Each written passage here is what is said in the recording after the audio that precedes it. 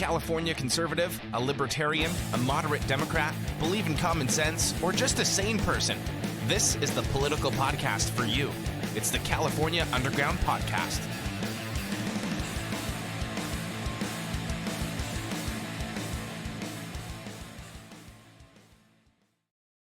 What's going on, everybody? Thanks for tuning in to another episode of the California Underground Podcast. I am your host, Phil, and as always, with me, my trusted co-host, the best, the fastest researcher in the West, Camille. How are you doing? Good, thank you. How are you? I'm doing all right for this Sunday. Sun is finally shining again here in Southern California. I know it's a big deal. We talk about the weather and the rain that happens here because it is absolutely so rare. But it is nice to see sunshine. And I know people are probably like, sun, and it's not hot. It's a nice day. And you it feels like spring. Eggs. I was able to buy a dozen eggs this morning, so I will be selling them for $1 a piece if anybody would like some. $2 a piece. $2, okay, $2 a piece. That's how much people. I found 1 dozen at Trader Joe's. We're back into the Soviet style of shopping, where you're only allowed 1 dozen eggs, Soviet/Cuba, whatever you want to call it. The rationing has begun. You cannot buy eggs. And people are wondering, why has Trump not waved a magic wand and made eggs come down? All of a sudden, people on the left care about the price of groceries, but for 4 years, they told us we were imagining that the price of groceries were going up and that this inflation was transitory. But now, 3 weeks later, they're all like, why hasn't the price of eggs come down? It's like, that is such a lame talking point. Anyway, that's not really the... I mean, I don't know that killing the chickens was political, but it kind of feels like it is, because chickens they get diseases. There is a bird flu, and sometimes there's no cure for the bird flu, but they just go in and they're like, quarantine, kill, prevent from the bird flu spreading. And so they killed a bunch of birds that weren't even sick to ensure that other birds didn't get sick. And so, yeah, when you kill millions of chickens, sorry, I'm very passionate about the chicken issue. Well, yeah, we were talking about chickens before we hopped on, because it's like, people don't seem to get that, like, chickens, you kill millions and millions of chickens and then they don't magically come back online like a month later. Like, you were telling me, I didn't even know this, like how long it takes for a chicken to go from a chick to full grown producing eggs. How long does that take? About 6 months, if not more. Yeah. Every so often, because people are going to give me pushback for saying that, and every so often someone's going to be like, well, I had a 5-month-old that laid eggs. Okay, great. That does happen sometimes. I have 15 chicks. Well, they're chickens now, that I got last May. May 6th was their hatch date. And they only just started laying eggs. We're now in February. What's today? I don't know. 16th? 16th. Right? They only just started laying within the last couple weeks. Not all of them are laying yet. And so what is that? 8 months? Anyway. Yeah. Okay. So that takes that long for them to start laying eggs. So now you have to picture, we've killed millions of chickens. They're not laying eggs. They also can't produce new chickens yet. So, they have to have fertile eggs, and which they can get a bunch of fertile eggs and put them in incubators, but that's still going to take 3 weeks to hatching. Mm-hmm. From time of fertilization to hatching is 3 weeks. And then you've got an additional 6-ish months, if not more, before they're laying eggs again. And so these things do take time. Yeah.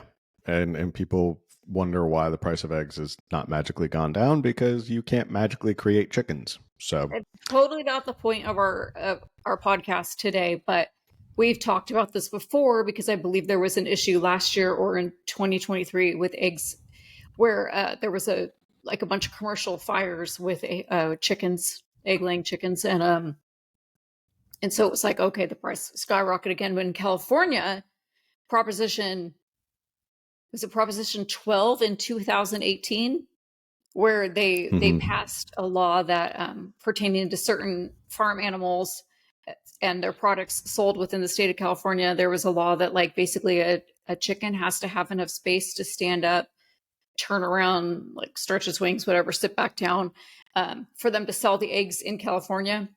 And not all commercial egg farms have that kind of space, nor did they invest in that kind of space, which then the eggs in California, we have even less that are allowed to be sold here. And so, yeah, they have to all be quote unquote cage free or something.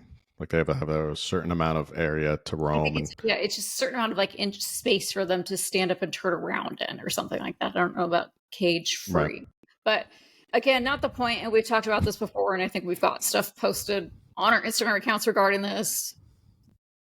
But it was kind of a funny topic because Phil did secure a dozen eggs, and my chickens are not fully laying yet. Again, as I mentioned, only some just started laying, and I'm still waiting for the older ladies to pick up from the winter season. So I have about 3 dozen chickens, and I'm only getting 2 to 3 eggs a day. It's very sad. I was surprised Trader Joe's was only selling them for $4.49 a dozen. That's actually a really good price for a really good price, yes. Considering you go to other places like 10, 12, you go to like Ralph's, that's like $10 or $12. But anyway, not the point of tonight's episode to talk about eggs and the price of eggs. I'm going to have to sell them for like 12 a dozen because mine are like organic, non-GMO, no soy, no corn, no, I'm like all like with my feed, and my chickens are pampered, and I love my girls. Okay. Anyway, we have a lot we do have a lot to talk about, and we got sidetracked on chickens and eggs, which are very important, but that's not really the point of tonight's episode. So before we get started, make sure you like, share, subscribe, all that stuff. If you're tuning in on YouTube, make sure you comment. That also helps. All right, we're going to get started off with the first. Is it cringe, or is it cringe because it just makes you realize how bad government is? We're going to show this video of Karen Bass very proudly explaining her new one-stop shop. You said it looked like you were going to say something. No, I didn't watch this because sometimes I really like to be like shocked, or and so I don't always watch the cringe moments. So I didn't know it was her. So I was like, oh, it's Karen Bass. I have no idea what we're about to see. I'm excited. It's very, she's very proud of what she's done with Los Angeles. So here we go. She posted this on her X account a couple days ago. I am in front of the city's one-stop rebuilding center for all of those Palisadians that lost their homes in the tragic fires. We want you to stay. We want to rebuild as fast as possible and in a safe manner. So the one-stop rebuilding center, you can come and meet with 12 different city agencies who are all involved in the permitting and the planning process. So I invite you all to come. Begin the rebuilding process now. Bring your plans, bring your questions to the city's one-stop rebuilding center in West LA. So, okay. First off, if you didn't catch it, she said you can come see the 12 city agencies that are required to get the permits you need to rebuild your home. That is what stuck out to me. No one sees the problem that there are 12 different agencies that need to give you a permit to rebuild, which then begs the question, okay, you've streamlined everything into this one location. Why are they not already streamlined into this one location? Like, why? So that would like city halls were. Yeah, it's almost like, what were they doing before? Somebody on Instagram sent me a DM because they work in a permitting. I don't know what the business is. It's like permit expediting. Like they help you get your permit pretty quickly. And she was explaining to me about the logistics of like the permits and the agencies in Los Angeles, about how there's 4 at that location. And it used to be, well, you went to these 4, and then you had to like go downtown and go to another 4. And like they were all split up in different areas. So you had to travel all over in LA. And imagine getting 12 different permits or 12 different city agencies, like, and they're all not in the right same place, so it's going to be a long day, if not multiple days. You have to go. It's going to be a couple weeks. Have you been to LA? Yes, I have been to LA. Even if it's 2 streets down, like it's And then of course, just dealing with any city permits, you're not going to walk in and walk out right away. You're going to walk No. in, you're likely going to be sent from window to window to window after you've waited in line for hours. It's one agency is going to be an all-day process. Right. She's very proud of this. She's very proud of the fact that we've streamlined all 12 of these agencies to help you rebuild into Okay, this but one location. That's just to get your permit to like start rebuilding. That's not okay. I have never built a home, but my previous home we did do an addition. It was like I lived in your standard kind of track home that when you walk in, the living room has like the 2-story ceilings, and we added on a bedroom in that, like above the living room. And a bunch of my neighbors had already done that in the same floor plan, and we used the same company that they used. And so for the company, they were already like, oh, we already dealt with your HOA, all that. And it was actually okay. So it was an extremely quick build. Like people were like, whoa, like you just like built a room in like a week. But it was the inspection process from there where we would have to wait for like they would do a certain amount of work. And it was like, okay, they did that really fast. But then an inspector from the city had to come in, obviously, and approve things, and sign off on things before we could continue with other things. And so there were days where we were waiting for that inspector to come out, and then days after for the approval where we couldn't do a single thing. No painting, no building, no literally nothing can be done in those 5, 6, 7 days while you wait for an inspector. And that was one room. And again, and I'm not complaining about our, first world problems. We were adding on a room, but it was amazing to see like, okay, that like went so quickly. And we thought, oh my gosh, we're going to have this room in a week. We're going to paint it. We're going to we were doing a bedroom addition. And so we were going to have like our girls were going to be separated and have their own bedrooms. And it was like, nope, can't, literally nothing until the inspectors wait a few days, come out, wait a few days for them to be like, all's good, and file with the city. So can you imagine now a whole house? And we weren't even adding electricity or gas lines or even AC or anything like that. Nothing. It was just like putting in like a subfloor and some, what do you call it? The drywall. Yeah. And I can't even imagine, especially in LA where the permits are, the regulations and permits in LA are probably like nightmarish compared to like Orange County or something. But it's one of those things where she thinks it's a big deal that they streamline and they think they did something, but they don't really grasp that you're not making your argument look any better because you don't see the problem that there's so many agencies that they have to be streamlined into one location. Like, why wasn't this done years ago? And that's really the bottom line here. But also, how many homes were lost? I thought it was like 7,000. How many people can this one-stop shop facility even handle at a time? Right.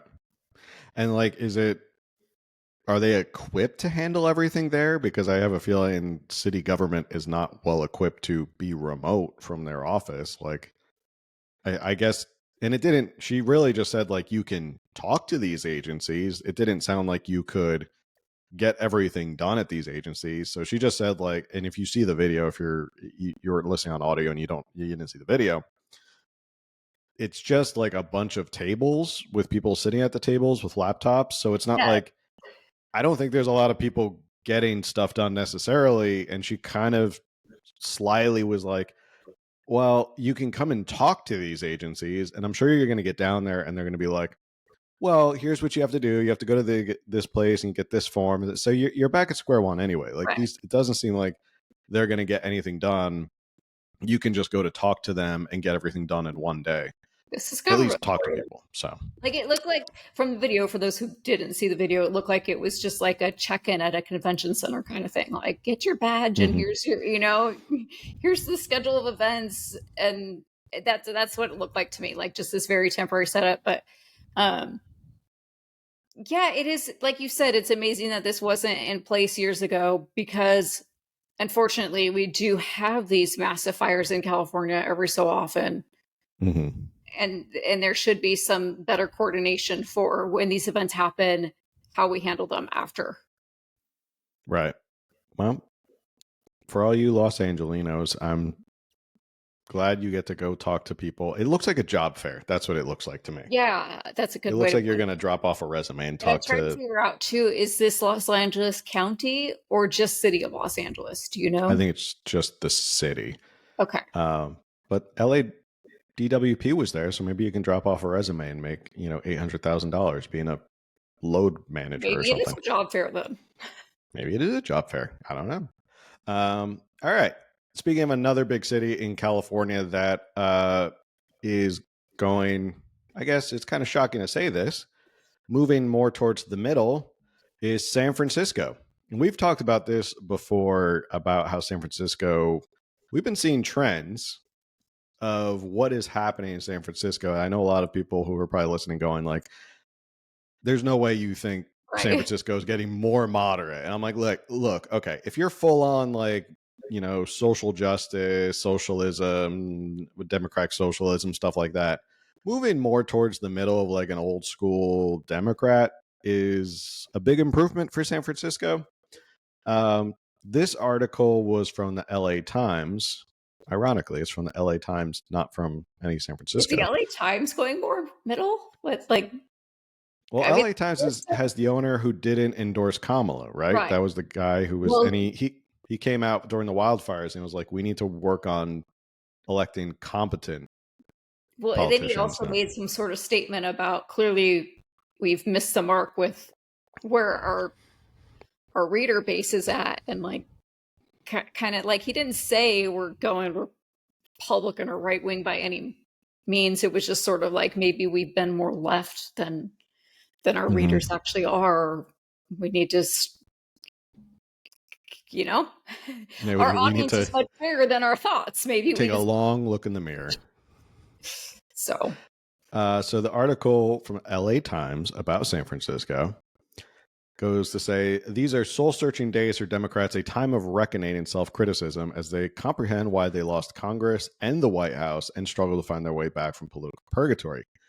2022 voters cast out 3 uber progressive members of the school board who seemed more intent on symbolic gestures such as renaming public schools to erase the likes of Abraham Lincoln and Paul Revere than student achievement. A few months later, the district attorney, Chesa Bodine, was recalled in response to his perceived bleeding heart approach to public safety. Continuing apace, voters in November elected a political newcomer and relative moderate, Daniel Lowry, as mayor and punctuated the sentiment by gifting him a more simpatico board of supervisors at San Francisco's Baroque City Hall. Let's see. In the same vein, the city's Democratic Party, not exactly a pro-MAGA choir, has moved closer to the middle. Quote, one of the issues with the Democratic Party right now is that so much of the party politics, especially at the local level, has been largely performative and not really relevant to the everyday lives of working people, said the local party chair, Nancy Tung.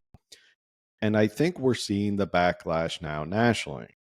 She goes on to say, I think government should work for people. And at the local level, there's some really basic things that should not be controversial, right? Every community deserves good public schools. They deserve safe streets, clean sidewalks, government that works. That's not overly bureaucratic. That's not putting giant social special interests ahead of everyday people. Wow. I know. Groundbreaking. Seriously. Wait, no, that's an extremely logical thought. Yeah. I mean, that's actually a really mature thought to be like, hey, maybe we should be focusing on stuff that really matters in local elections. Just like our shirt, Local Elections Matter, which you can get on CaliforniaUnderground.live shop. Subtle plug there. And, it's a lot of this performative stuff doesn't really jive with a lot of people in San Francisco. I think you've seen a huge backlash.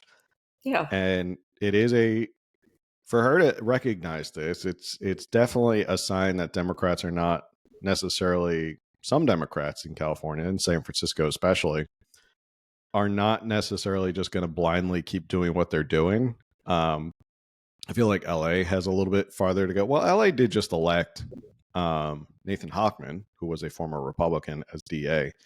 So there's some hope there. But San Francisco has definitely slowly made some moves that we've talked about that you look at and you go like, that's San Francisco? Really? Like, they just passed a city measure which requires drug testing for welfare recipients, which we've talked about. That's been like the most right-wing thing for like 20 something years. That's been like a Republican talking point, like Rush Limbaugh Republican talking point for decades of like, well, we should be drug testing people who get welfare. And it got approved. That was like when I was a teenager, that was like a talking point of Republicans. Right. And it passed in San Francisco, and not by a little bit. It passed by like over 10 points. So it was not a close squeaker. Like, people in San Francisco were like, yeah, you should get drug testing. You're like, is this San Francisco? I'm not really sure what's going on here. There's a really big problem there. The saying, the squeaky wheel gets the grease. I'm not of the belief that every Democrat is like an extreme leftist, but unfortunately with mainstream media, it is what we hear. We hear the extreme leftist and the extreme rights. And that's like where the mainstream media attacks the right is, they kind of put us all in together with the extremists who are saying outlandish things. And we're like, that's not us. That's not what we believe. That's not how we feel. That's not what we think. That's not what we do. None of our actions, but the media portrays us. And so therefore it's like, oh, you're Republican. You obviously believe X, Y, and Z. No, I don't. And I know we tend to not deliberately do that, where we like, not all Democrats are the Scott Wieners of the world, and I think we talked about this on here too, where California Democrats are definitely a different breed than Democrats in another state. And people often, will tell us, well, you should talk about this that's going on in this state or this going on nationally. And we're like, well, we live in California and we stick to California politics because that's what really matters to us. But it is often like, our Democrats truly are a different beast than what we're dealing with, even in other blue states. But of course, red states, where it's like they do tend to be more middle of the road and actually want to work with Republicans they're very closely aligned, just slightly to the left or to the right of center, And here in California, it's just like, we do have the supermajority in our legislature, and the supermajority is mostly the Scott Wieners. And so yeah, back to the squeaky wheel gets the grease. We tend to think like, oh, these liberals, none of them have any common sense, but a lot of them actually do. And apparently in San Francisco, enough of them were like, wait a second, we've gone way too far. What's happening here? Let's rein it back in. And this is an example of that. Yeah. And I'm sure you struggle with these comments as well, where people are like, it still doesn't matter. They're still Democrats, they're still whatever. And it's like, okay, you got to find the silver lining here, which is San Francisco, which has been the bastion of uber progressive politics, is moving more towards the middle. No, they're not MAGA. They're not red. They're not all of a sudden electing Republicans left, right, and center. It's not like that's not happening. But when you look at the fact that like San Francisco liberal politics has been sort of the ground zero of a lot of uber progressive policies and where they've come from, if the party as a whole in San Francisco is going, I think we've gone a little too far, maybe we need to come back, and they're moving back towards the middle, all of a sudden those crazy uber progressive ideas that we like to make fun of and poke fun at, or they're actually disastrous and we warn you about, those slow down. So it's kind of like, okay, the people who were pushing these crazy policies are no longer in vogue. They're not popular. The party's moving more towards the middle, which I think allows for Republicans in California in the legislature to start reaching across the aisle to a lot more of these moderate Democrats. And we've had assembly members on and senators who've said behind closed doors, there are moderate Democrats who come to us and are like, I support what you guys are doing. Can't vote with you though, because the party is so far left. Like they'll primary me with someone more like farther left and progressive than I am. But if the party itself remove you from committees, right. And then they'll make sure you don't get reelected, and then what do you know? But yeah, I was going to say that as the Democrats, not the Democrats, but the extreme liberals, the far left, do start to come towards the center, that is where we get to see now Republicans and Democrats are actually going to reach across the aisle and work together, which is what we need, because we're not all ever going to believe the same things. There's always going to be Democrats and Republicans and independents and whatever, we're not all going to see eye to eye. But it does feel like in California, there's just never even compromise. Nobody budges. And right. And now we're seeing budging. We need this. Yeah, budging is good. Budging is good.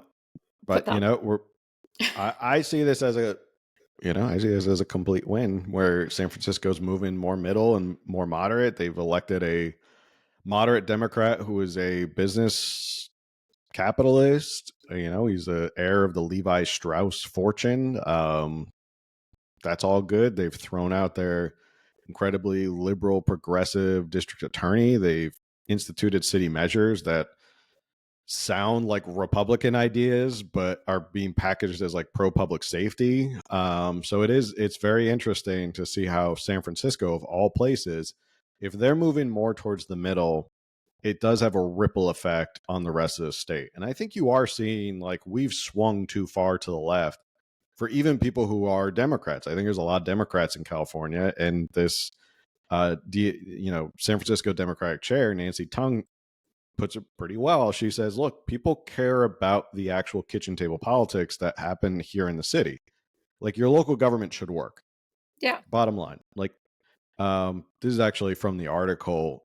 She goes on to cite a resolution that a local party passed some years ago opposing the use of child labor in Africa's chocolate trade. A terrible thing, yes, but why, she wondered, were Democrats in San Francisco devoting time to the matter? Quote, it makes people think you're out of touch. Why is there something about child labor in another country and not something about how we're treating children here? Ooh, so that kind of sounds like America First policy.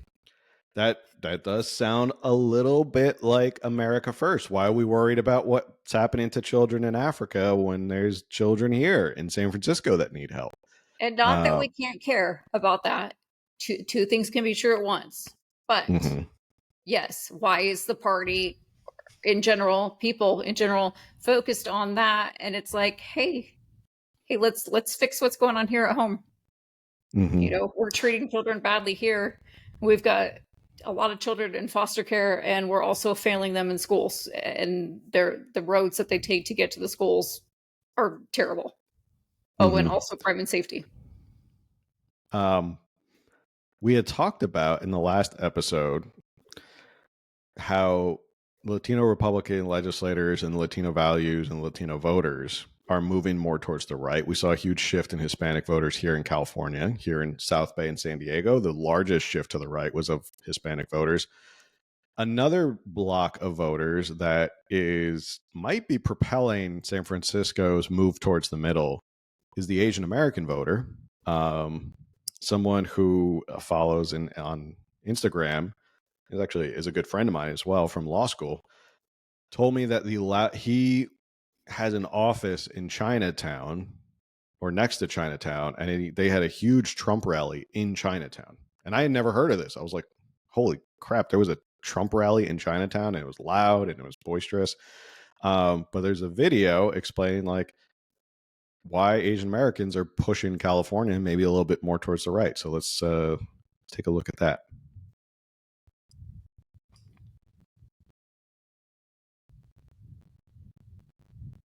In other news tonight, Lunar New Year festivities are underway in San Francisco. They've got huge crowds that are coming to San Francisco's Chinatown to celebrate.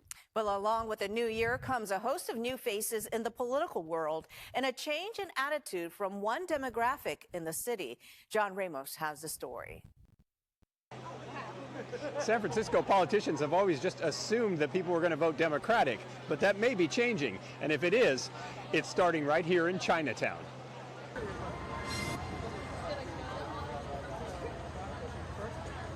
I come out, I walk around in San Francisco Chinatown every day. Winky Toy has lived in San Francisco's Chinatown for 45 years, and she was happy to see so many people visiting her neighborhood. But she was also happy to see so many of her neighbors coming out to vote in the November presidential election.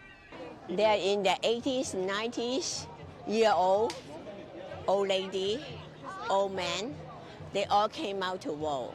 Because the way it is happening in America is going downhill.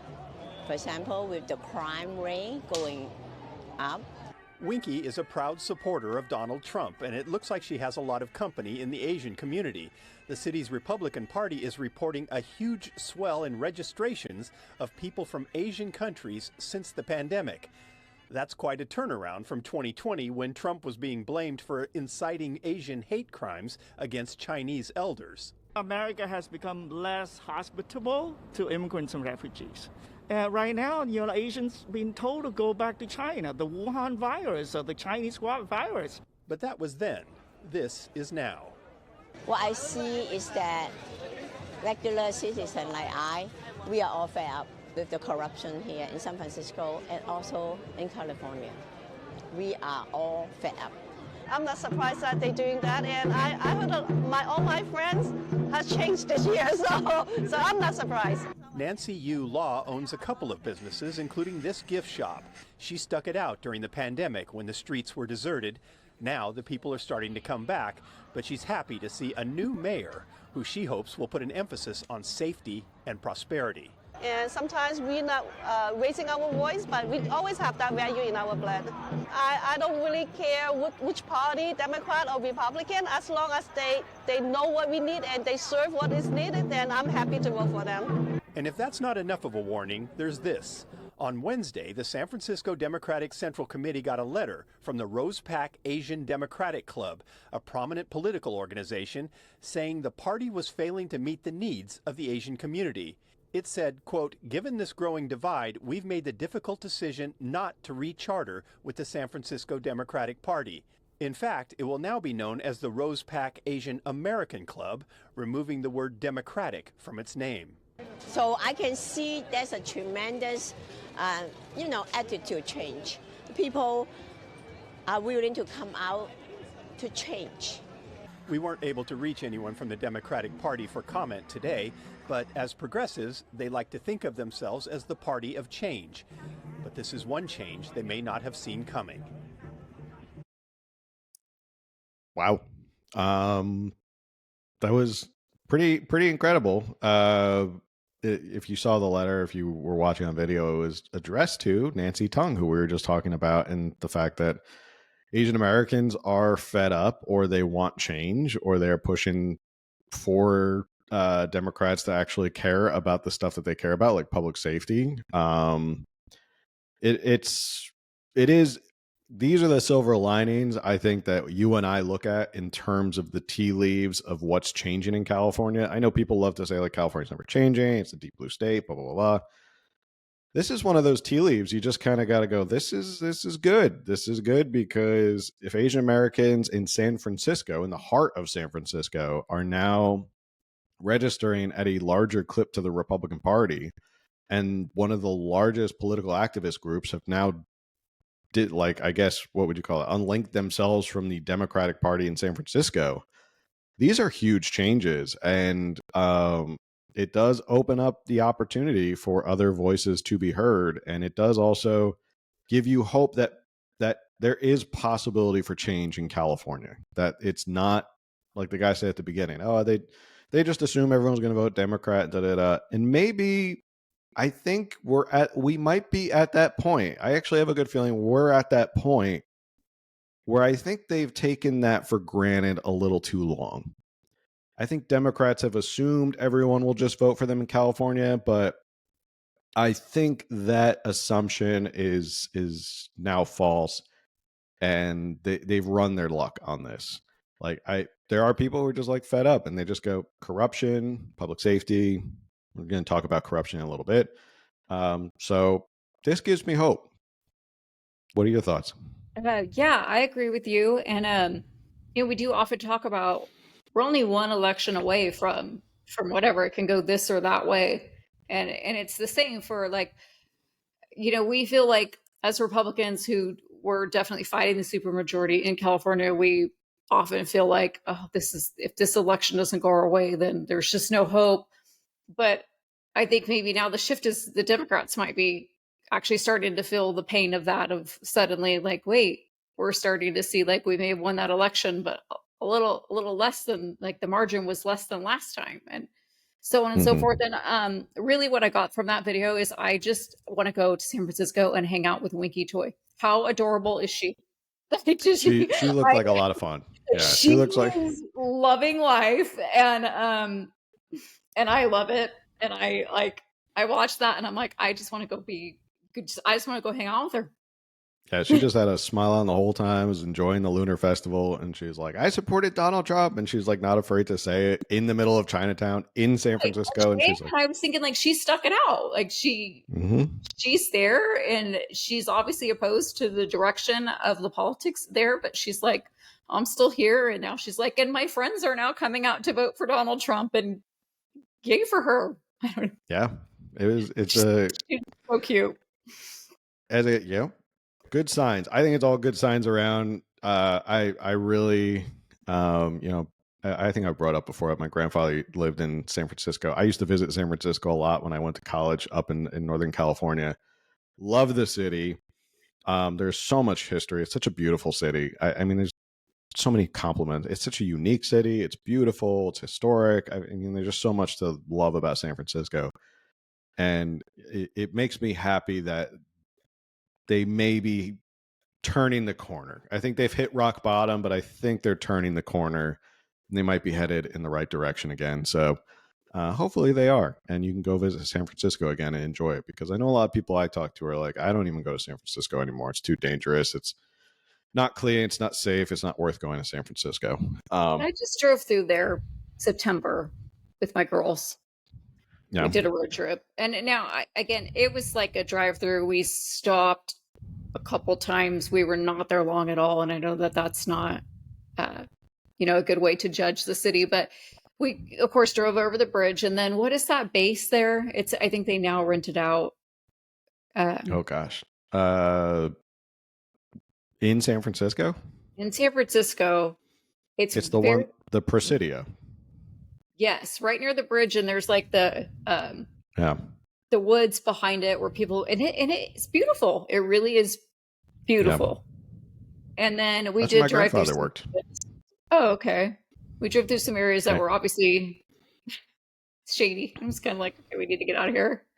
There, a man went walking across the street dressed in this like very feminine outfit, skirt, and my girls just died laughing, and they were like, that was the best part of the whole thing.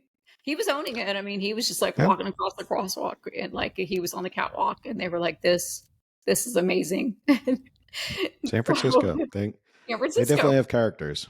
Whatever. That's where you want to go and do your thing. One of my favorite places to go eat is in San Francisco. It's an old place called Swan's Oyster Depot.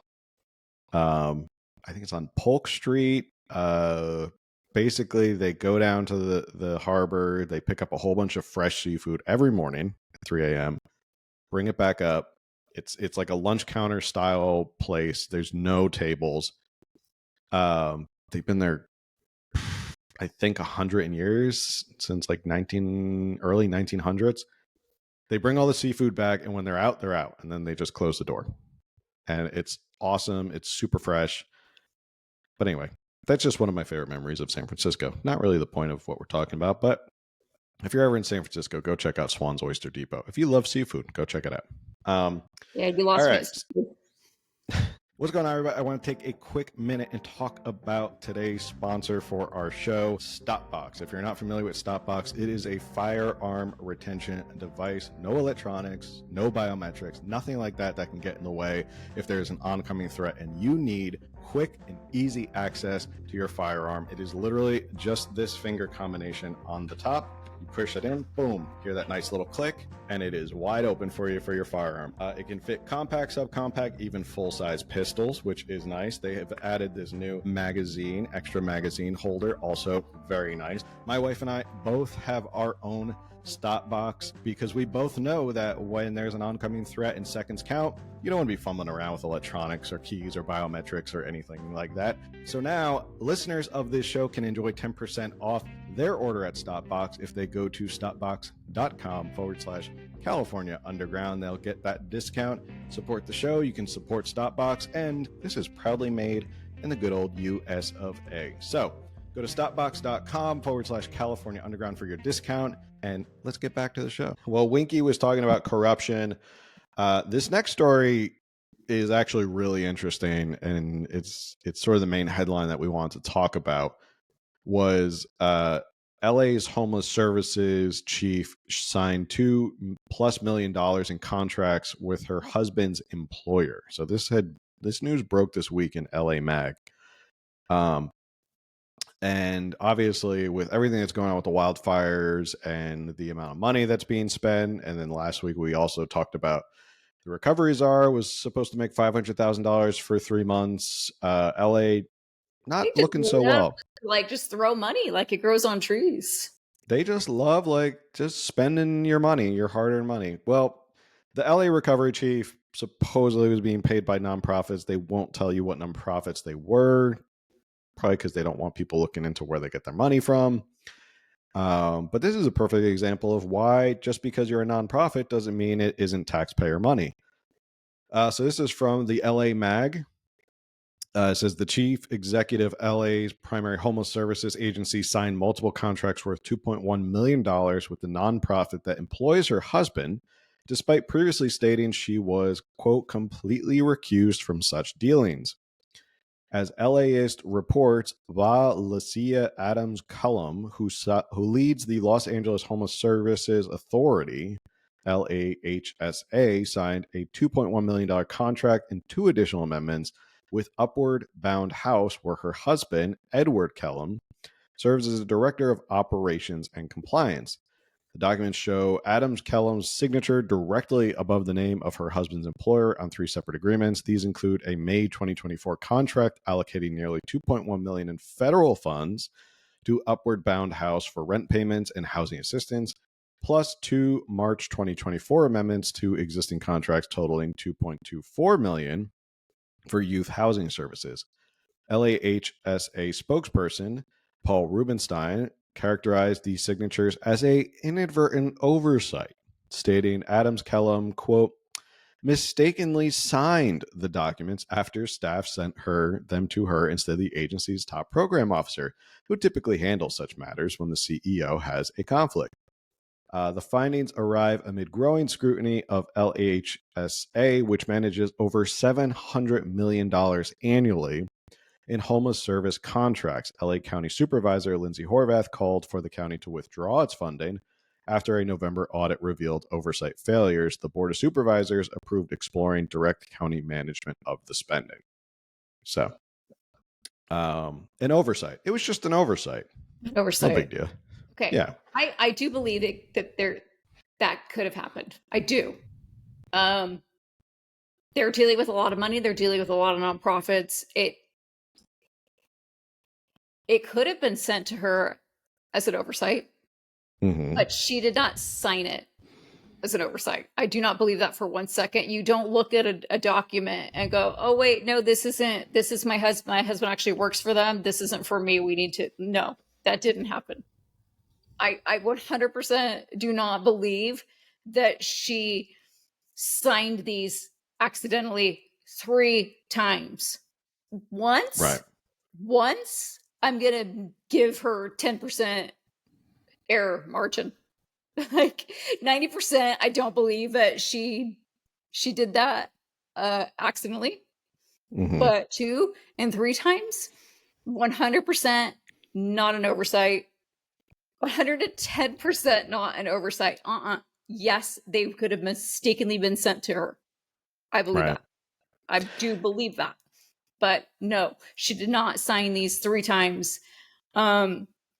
This is kind of confusing, or at least it was to me until I started looking into it. So just in case, and so I don't mean to be condescending. I'm not trying to say that at all, but in case you guys didn't kind of follow what happened here, this Valencia Adams Kellum, she works for, what is the name of this agency? She's the director of Los Angeles Homeless Services.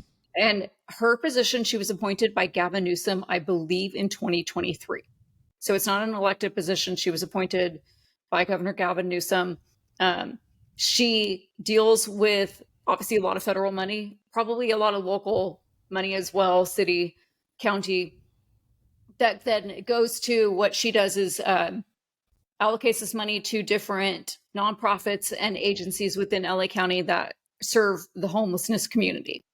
And I started looking at some of the contracts last night.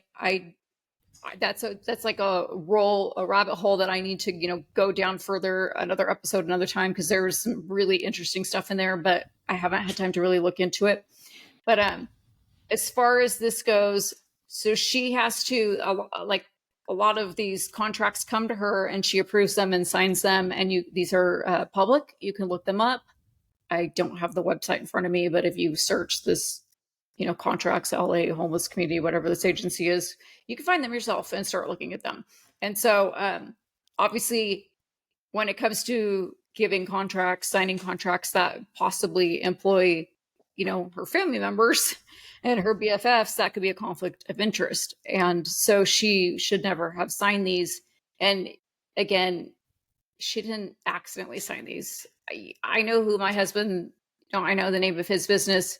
You would know if you were you're a lawyer. Let's say that all of a sudden you guys have a contract, a suit with, you would know if your wife's company that she works for is all of a sudden you guys are maybe representing them. And it's you'd be like, honey, what's going on with your company? We have this lawsuit that just came in, you would know.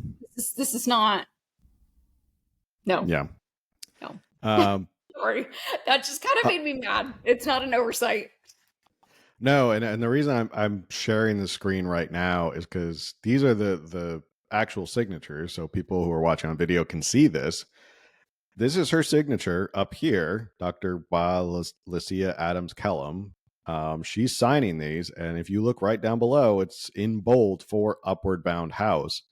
She did this 1, 2, 3 times, and it's very clearly stated right there. It's not like they said, oh, hey, boss, can you sign this real quick? Somebody's busy. It's like, no, here's the contract you need to sign.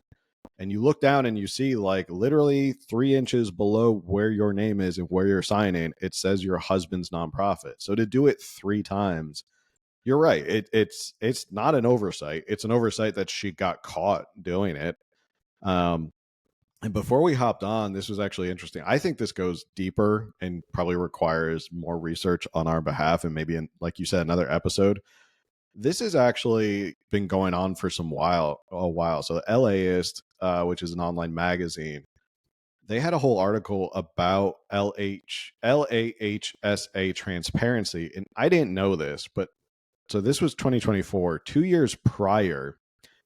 This agency finally acknowledged that they were going to start filing these Form 700s or these potential conflicts of interest forms. So before that, they had not thought that they had to let people know they had a conflict of interest with who they're signing. So this to me blew my mind, because this is a bigger potential scandal of $700 million budget. And it wasn't until 2 years ago that they had to start disclosing their own personal financial interests. And they're also reluctant to make people retroactively do it. This agency, some people have filed, but LAist has kind of reached out to him and said well, is everyone going to file? We should know if anybody has a potential conflict of interest. And they're well, we don't think we should retroactively make people do this. It's more moving forward, we'll do this, but we're not going to make people go back into it. It's why not? If you have nothing to hide, just make people file they're supposed to file. So I think there's probably a bigger scandal here of all this money in terms of the homeless industrial complex and what's going on in LA. It's mind blowing. And on top of everything else that's going on with the wildfires and, streamlining those 12 agencies, LA is doing pretty well in terms of what's going on with all their money. This was from LA Council member Monica Rodriguez.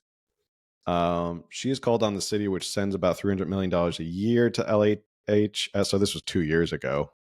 It is really disappointing that what continues to be shown is a lack of transparency for conflicts, for performance of contracts, for data.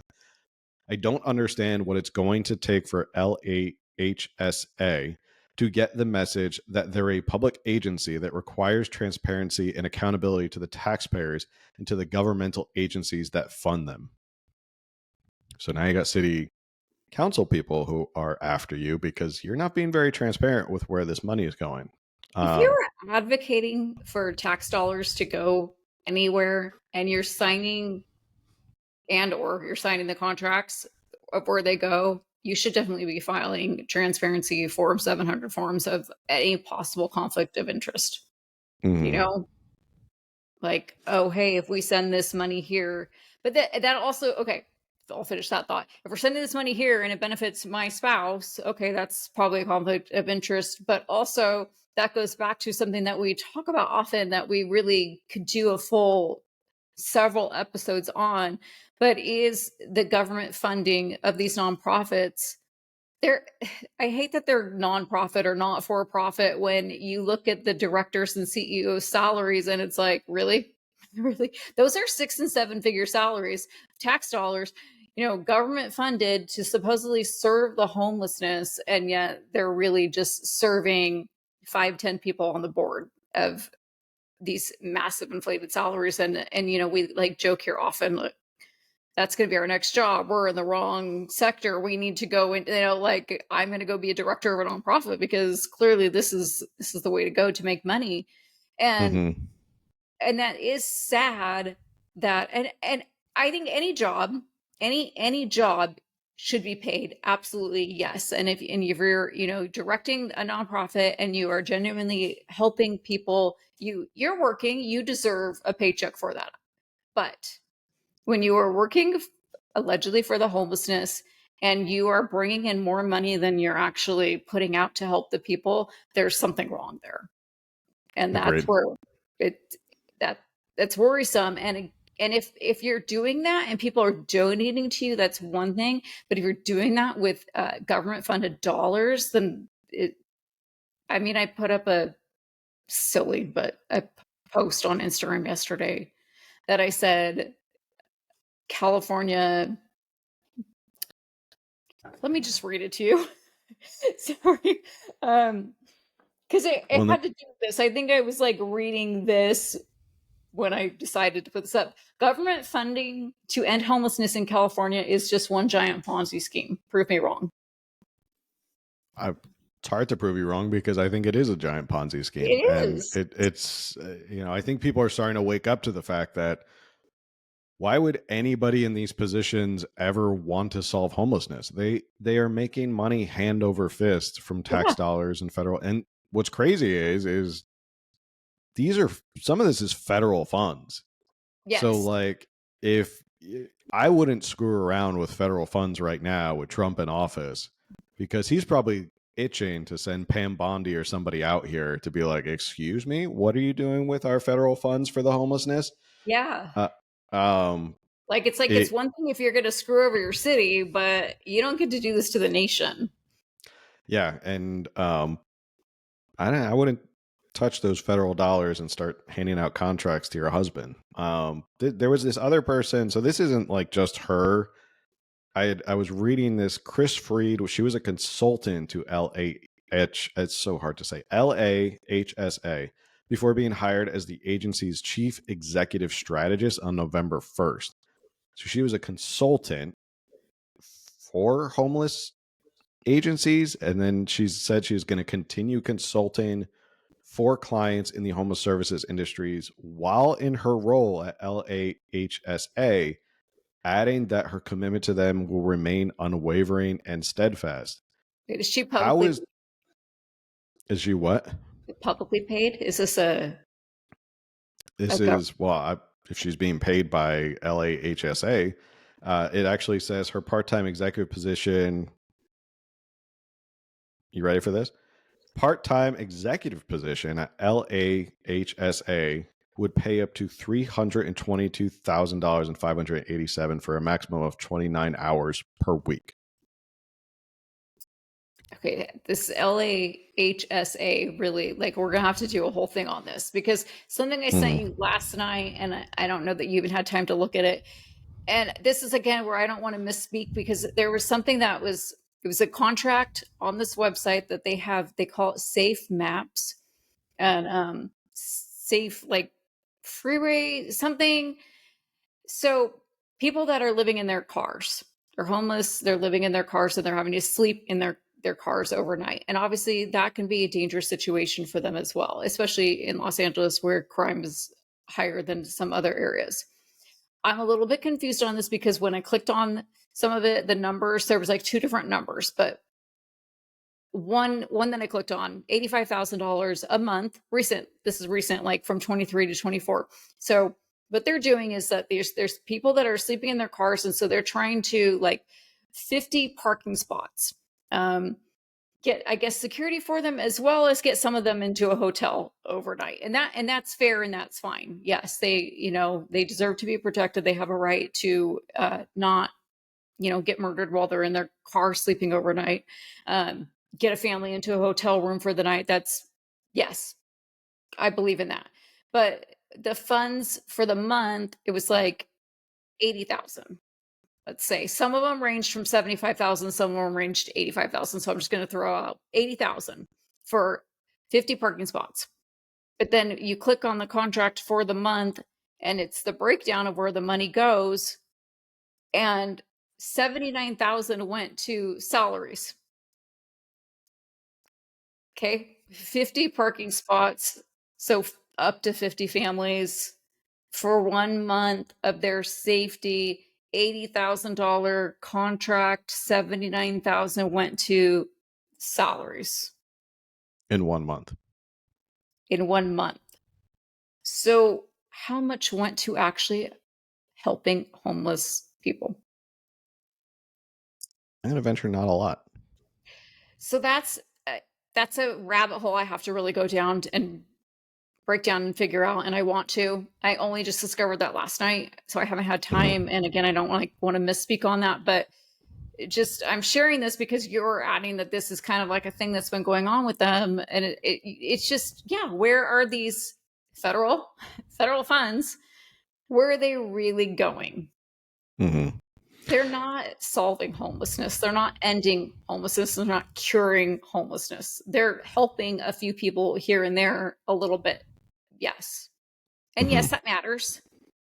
But how millions of dollars are not. Millions of dollars should really be helping a lot of homeless people, as well as, like, solving the homelessness issue. It should, like, there should be paperwork. There should be a paper trail of, like, we were able to get this family permanent housing, and now, they're two of four are employed, and they're able to pay rent or pitch in for the rent or whatever, and we're covering half while we've got a payment plan and a bigger plan down the road. And that's just not the case at all. Nothing. Just to kind of put a bow on it, Transparent California says the CEO of I'll get the hang of it. LAHSA was 330,000. According to LA Mag, it says her contract and her salary is 430,000, which is 42% more than the LA's mayor. So, and she's handing out contracts to her husband's nonprofits. Pretty sweet gig if you can get into the homeless industry, because people are making buco bucks over there. All right. Final story before we wrap up for the day. I wanted to talk about this because I got in a little bit of a back and forth on X with Gavin Newsom's rapid response man, Brad Richardson. I think that's his name, Brad Richardson or something. I don't know. Anyway, he Ashley Zavala tweeted something about how Gavin Newsom is now saying he's going to veto AB 15, which would basically say that California is not going to cooperate with ICE when it comes to violent criminals who are also of illegal immigrant status.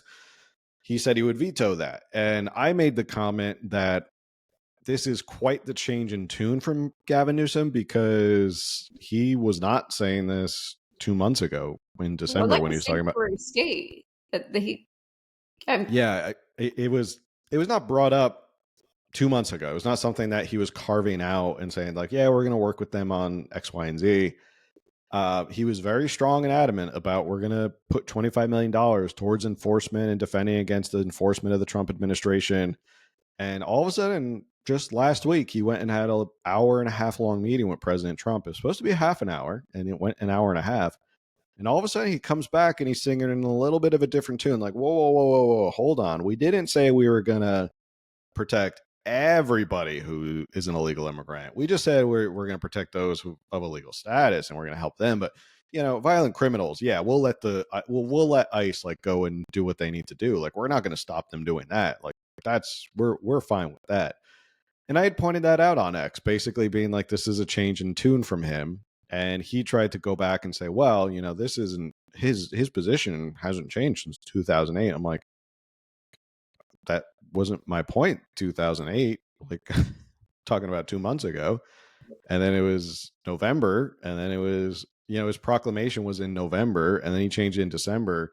My point was Gavin Newsom had not pointed this out, that he was going to work with ICE to get rid of violent criminals who have a legal status until he went to a meeting with President Trump.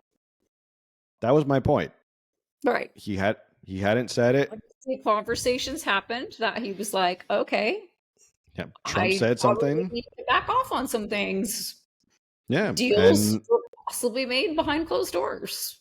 You know, you sit with the president for an hour and a half and then you come back, you're singing a little different tune of like, well, we're going to work with ICE. All of a sudden you look like you're kind of waffling a little bit and flip-flopping on how much are you Trump-proofing California? Because clearly you're not Trump-proofing it as much as you claim you're going to be Trump-proofing it. Okay, so this was AB 15. Yeah. 15. We have a video that basically sums this all up rather than me read another article. So I haven't watched this whole video either, so we're going to be seeing this for the first time together for the first time. I didn't watch it either. I honestly didn't even click on this article. So sorry. We're going to be learning for the first time right on the fly. So here we go. Well, I cannot stress enough, it is extremely rare for the governor to weigh in on a bill before it reaches his desk. But as it pertains to this legislation calling on the state prison system not to cooperate with ICE, the governor did weigh in, hoping to send a strong message. He will veto it. Should the California prison system cooperate with ICE and federal immigration enforcement? That is the very issue Assembly Bill 15 tried to get at when it was originally authored in December. In most cases, it would have prevented the California Department of Corrections and Rehabilitation, or CDCR, from cooperating with ICE in several ways. Chief among them, it would have barred the state prison system from keeping someone in custody when ICE requests the CDCR to do just that. The bill would have also prevented the state prison system from providing ICE with the prisoner's release date and from transferring prisoners directly to ICE custody. But in a rare move, before the bill even had its first committee hearing, Governor Newsom's office announced he will veto AB 15 or a bill like it if it reaches his desk. The governor's office directing us to this message the governor wrote when he vetoed a similar bill last year. Newsom writing then, quote, "I believe current law strikes the right balance on limiting interaction to support community trust and cooperation between law enforcement and local communities. For this reason, I cannot sign this bill." I think the governor is doing the right thing in this instance, and I disagree with him on a regular basis. That's the reaction from Republican Assembly member Joe Patterson. He believes the state should cooperate with ICE. Poll after poll shows that people are concerned about crime. Why would we possibly not work with our federal partners on immigration enforcement for criminals? We're talking about criminals, not a person who's here hardworking. We're talking about people who are in prison. The governor's office notes since Newsom took office in 2019, the state prison system has notified and coordinated with ICE to transfer 10,588 prisoners into their custody. Prisoners the governor's office says included murderers, rapists, and violent offenders. They should be deported, and our state should be working with the federal government to get them back out of this country so they don't continue to victimize people in this state. As for the future of AB 15, its main author, Carson Democratic Assemblymember Mike Gibson, said in a statement that he, in his words, introduced AB 15 with the intention of addressing an important issue. But the statement went on to say Gibson is amending the bill to focus on an entirely different issue, cold cases and resources for violent crime victims. Patterson says he was happy to hear the original bill has been changed. Of course, Democrats changed the bill because the governor said what every Californian thinks, which is this is an extremist policy. And to be clear, even with Newsom's announcement, California is still what many describe as a sanctuary state, which in most cases prevents local law enforcement from cooperating with ICE. Reporting at the state capitol, covering local news that matters, Eitan Wallace, Fox 40 News. Okay. So there you go. All right. Yeah, it's I like how that one Democrat from Carson was like, I thought I was drafting something that was addressing an important issue. What important issue is that, Assembly member? Shout out to our friend of the show, Assemblyman Joe Patterson. Give us a call, Joe. We need to have you back on the show. I don't know what important. He's like, I was tackling an important issue, and it's like, What important issue? What important issue? Protecting violent criminals who have a legal status. It is interesting that it's, again, we've always said Gavin Newsom, if nothing else, is a skilled politician, and he is very good at reading the room and knowing what's popular and what's not popular. And he's also knowing these are little tracks that he has to leave if he wants to run for president in 2028. That he will say, he can say, look, I didn't support protecting the violent criminals who had a legal status. I let the federal government handle that. I think that's why so many word salads is that he can say a lot without saying anything at all. And then when you want to accuse him of saying something, he'll be like, well, that's not what I said. Right. That's not what I meant. You read into it differently. Yeah. I mean, that's why politicians are always kind of vague. So yeah, it's a classic move by Newsom. I wanted to bring this up because I picked this up and I was like, he did change his tune. It does seem like he changed his tune from how tough he was talking 2 months ago. Yeah.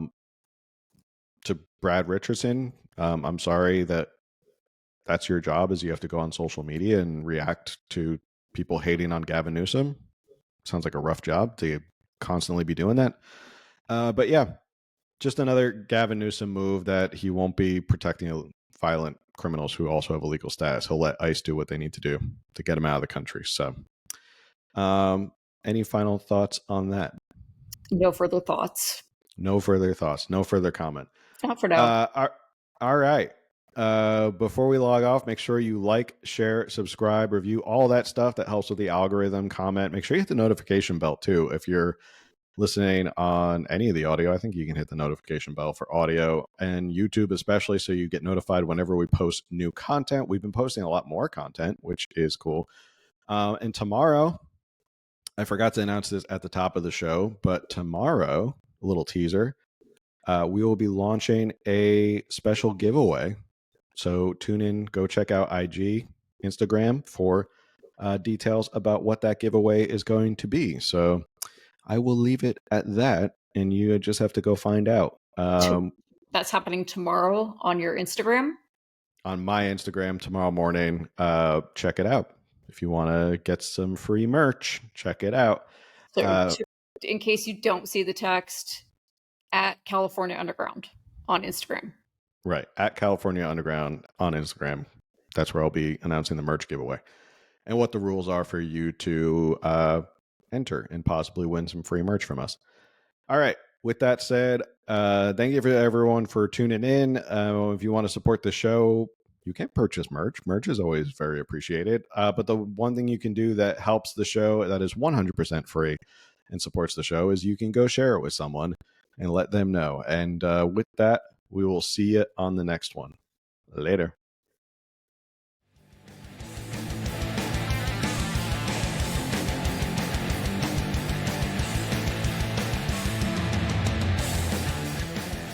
Thank you for listening to another episode of California Underground. If you like what you heard, remember to subscribe, like, and review it. And follow California Underground on social media for updates as to when new episodes are available.